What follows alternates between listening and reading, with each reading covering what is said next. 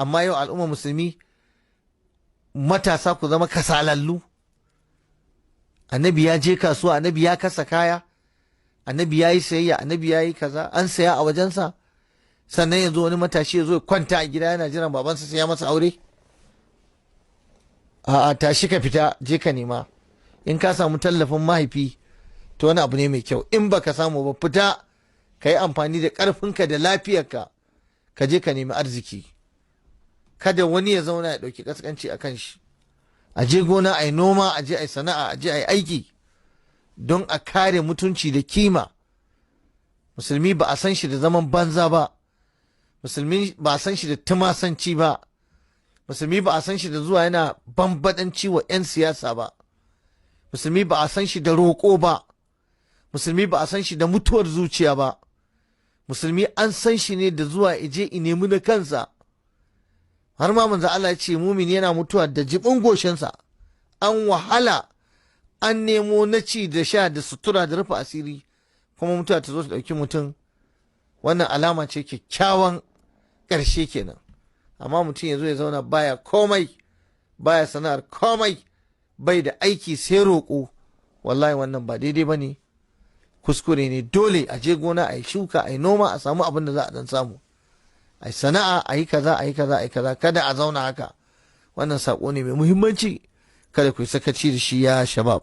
Sau da yawa za ka ga matashi yana cewa sai na kai lokaci kaza zan zama mutumin kirki, ko yanzu a bar ni dai na ɗan sheke ayana na taɓa.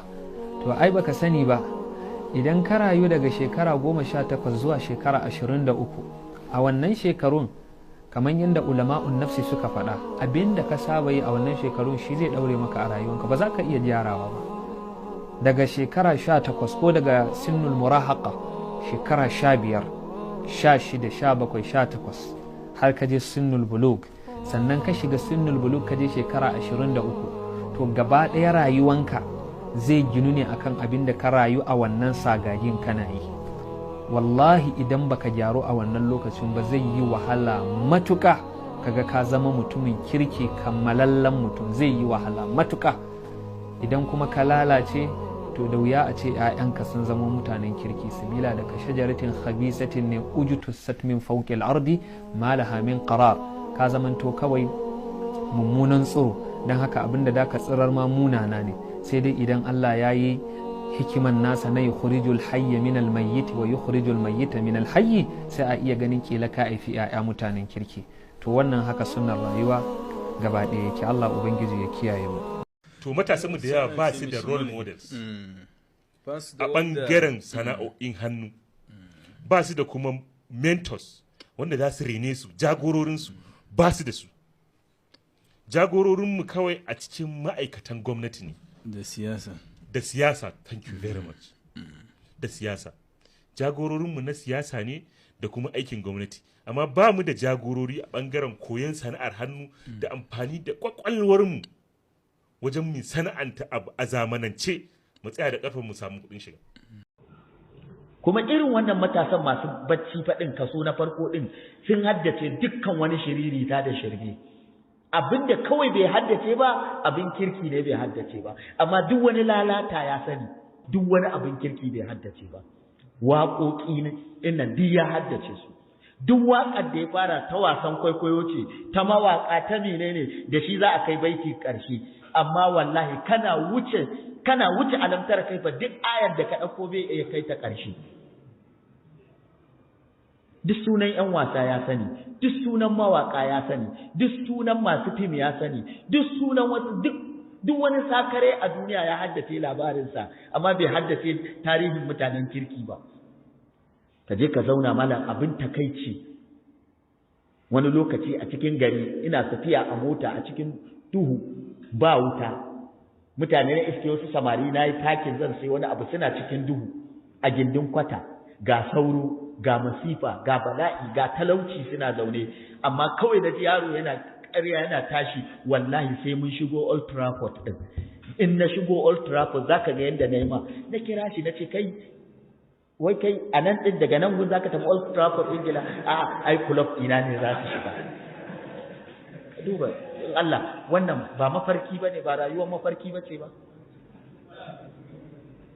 to irin wannan matasan kwata-kwata sun dayyar da rayuwarsu. Wasu da yawa daga cikinsu mashaya ne,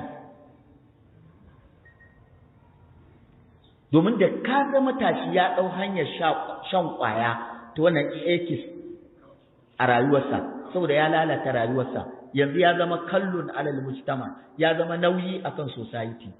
Bai amfani iyayensa ba, bai amfani garinsu ba, bai amfani ƴan unguwarsa ba, kuma bai amfani kansa ba. Yanzu wannan ya zama mashiririci na ɗaya. Kana shan wiwi, kana shan ƙwaya, kana shan duk wani kafso da duk wani abu da sunan ko aiki ko nishaɗi ko wani abu, ka zama ɗan ƙwaya, wata tsiya za ka tsinana. Ba abin da za ka tsinana a duniya. To wannan nau'in na matasa su ne matasan da suke rayuwa a cikin mafarki, wanda suka ɗauki shiririta ita ce abin yi, wanda suka haddace duk wani sakarci, duk wani abu mai amfani ba su haddace ba. Ba abin da suka iya a rayuwarsu sai tatsuniya da shirya me za su zama gobe. Duk yaron da ka ɗauko shi ka saka shi a shago ka ce gashi sai wanda Allah ya kubutar, in Allah ya sa da in ya daɗe da yawa shekara ɗaya, kawai abin da zai fara yaushe ɗan banza ne zai zauna yana tara maka kuɗi, shi ma zai ci rabansa. Shi sa ba ma samun arziki, gaggawa ce da mu. Duk wanda ya shiga shago so yake sai ya zama kamar alhaji a shekara ɗaya. Alhaji ya yi faci, alhaji ya yi dako, alhaji ya yi noman kuɗi, alhaji ya yi tsince-tsincen bola, alhaji ya yi aikin ƙarfi, alhaji ya yi kiwo, alhaji ya yi wahala, alhaji ya shekara kaza yana tara kuɗi. Kai da yake ɗan banza ne kai, shekara ɗaya kana gani za ka samu kuɗi? Ko na haram ɗin ne kana ga za ka tara ta shekara ɗaya? To abin da yake damun mu kenan a yau. Kwanan nan wani bawan Allah yake gaya mu, yace malam na zuba miliyoyin kuɗi, na ɗauko ƴan uwana dangina na kusa da su, ku yi haƙuri ku ji wannan karatun, musamman matasa nake gayawa. Yace na zuba kuɗi na saka yara a shagon nan. Yace malam idan aka zo aka yi lissafi sai in tarar da miliyan kaza sun salwanta, a buga lissafi kuɗi a neme su a rasa. Malam cin amana ya yi yawa. Akwai mutumin da na sani wallahi tsabar cin amana ya kashe shi, ya kai shi kabari, ni na masa sallah. Babban mutum ne attajiri, suka gigita shi, suka karya shi a kasuwarsa. Ka san shi dan kasuwa malam, jarinsa daga Allah sai annabi sai jarinsa. Inda dan kasuwa ne, daga Allah sai annabi sai jarinsa. Duk abin da zai taba masa kasuwarsa ba zai fa yadda da shi ba. Suka yashe shi, suka kwace shi, suka zaftare shi, suka zubar da shi, aka nemi kudi aka rasa. Ai daga nan ya kama ciwon zuciya, sai India, sai Ingila, sai Saudi Germany, ya ki warkewa, zuciyar ta bugu, damuwa. Daga ƙarshe dai haka makallawo haka ya mutu a banza da bacin rai da bakin ciki. Da ya cino wannan abun baya iya bacci saboda sun masa muguwar sata.